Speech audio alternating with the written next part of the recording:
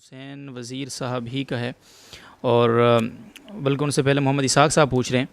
کہ شوہر بیوی کی طرف سے اسے بتائے بغیر قربانی کر سکتا ہے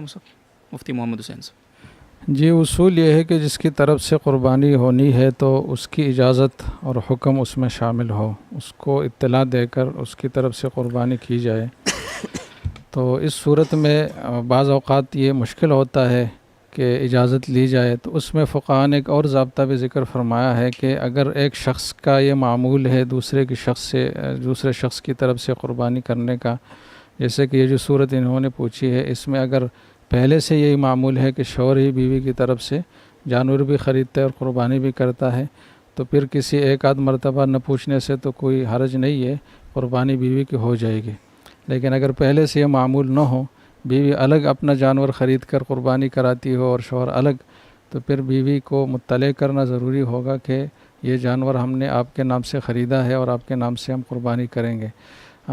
اس میں ضروری نہیں کہ پیسے بھی بیوی نے دیے ہو، پیسے بعد میں بھی لیا جا سکتے ہیں اور معاف بھی ہو سکتے ہیں، گفٹ بھی کیا جا سکتا ہے، لیکن اس کو مطلع کرنا ضروری ہوگا اگر معمول نہیں ہے، اور اگر معمول ہے تو ضروری نہیں ہے۔ اور اس سے ایک اصول نکلتا ہے کہ جس بھی جگہ ایسی صورتحال ہو، جیسے کہ یہ بھی ایک معاشرے میں رائج چیز ہے کہ والد اپنے بیٹوں کی طرف سے جب قربانی کرتے ہیں تو ان کو مطلع نہیں کرتے، ہر ایک سے الگ الگ نہیں پوچھتے، تو وہاں بھی یہ اصول ہے کہ اگر معمول ہے پہلے سے تو سب کی قربانی ہو جائے گی، اور اگر معمول نہیں ہے تو باقاعدہ اجازت لینا ضروری ہوگا اس شخص سے جس کی طرف سے قربانی کرنا مقصود ہو۔